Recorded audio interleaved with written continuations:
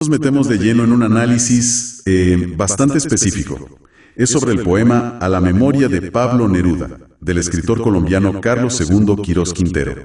Así es. Tenemos un documento que lo analiza en detalle y, bueno, nuestra misión hoy es entender cómo este poema, según este análisis, se centra en un Neruda quizás más melancólico. Ajá. Donde la soledad, la desesperación amorosa, son vistas como, bueno, como fuente de inspiración, pero también de dolor, ¿no? Nos basaremos solo en lo que dice este documento. Y es que es interesante esto de los homenajes poéticos, ¿sabes? Ver cómo un poeta lee a otro, sobre todo a alguien como Neruda, dice mucho de cómo se recibe, cómo se transforma un legado con el tiempo. Claro. Bueno, empecemos a desgranar esto. El análisis arranca con un tema clave, la soledad y la desesperación. Dice que Quirós abre el poema citando a Schopenhauer, el filósofo alemán del pesimismo, ¿no?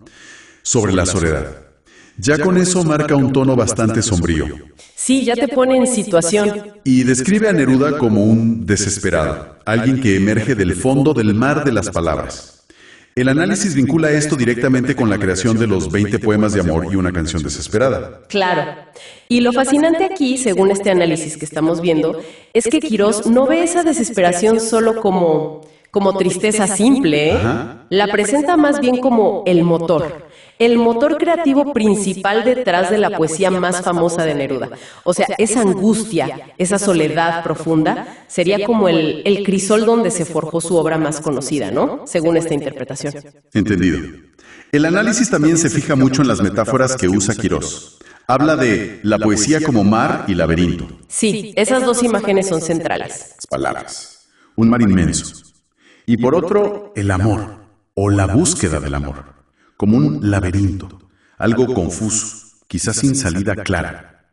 Exacto. Y si conectamos eso con la idea general del análisis sobre el poema, pues vemos una dualidad fuerte, ¿no? Sí. La poesía, el amor, son fuente de inspiración, un mar navegable, por decirlo así.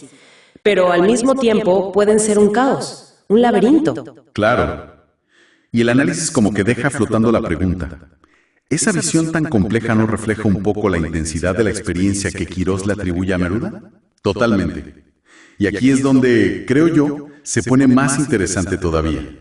El tema de la amada y su dualidad. Ajá, la figura femenina. El análisis explica cómo la amada es presentada como luz, como inspiración, incluso una brújula para el poeta perdido. Pero cuando ella no está, o se pierde, cambia todo. Sí, se convierte en un funeral de los versos, en la causa del dolor más profundo. Es un contraste muy fuerte. Exacto. Y el análisis subraya justo eso, cómo Quirós parece insistir en esa ambivalencia constante, el placer del amor pegado a la tristeza, a la amenaza del dolor. Es como si para Quirós la experiencia amorosa de Neruda siempre estuviera teñida de melancolía, de la conciencia de que se puede perder. Un eco de la propia obra de Neruda, quizás. Tiene sentido. El análisis también menciona brevemente el lenguaje y la estructura del poema de Quirós. Sí. ¿Qué dice sobre eso? Habla de un tono muy emotivo, cargado de imágenes sensoriales. Menciona el néctar de sus besos, la rosa náutica, ese tipo de cosas. Imágenes muy visuales, muy físicas. Y destaca la anáfora, esta repetición de «oh desesperado», al inicio de algunos versos, que crea como un lamento, ¿no? Claro, le da un ritmo, una insistencia. Y el uso del verso libre, o sea, sin seguir reglas estrictas de rima o métrica, como más fluido, casi como un pensamiento en voz alta. Y según el análisis, estas elecciones de estilo no son casuales, ¿verdad? Se argumenta que Quirós las usa para pintar un retrato muy íntimo. Muy empático. Exacto.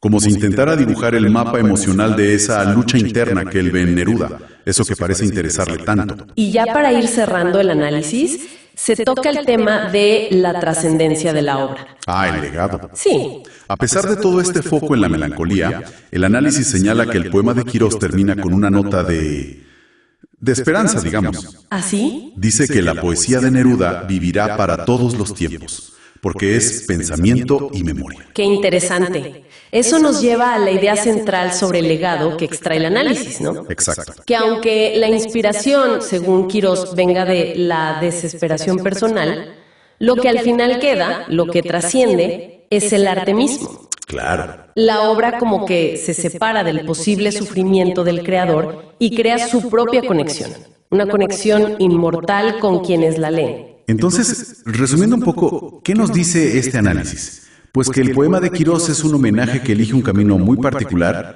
se mete en la vulnerabilidad que él percibe en Neruda, esa soledad, esa desesperación ligada al amor, y la propone casi como una clave para entender su genialidad poética. Justamente. Y esto, creo, nos deja con una reflexión final. Una pregunta que surge de este análisis para quien nos escucha. A ver, ¿cómo nos afecta saber o imaginar cuál pudo ser la fuente de inspiración de una obra? Pensemos en este caso.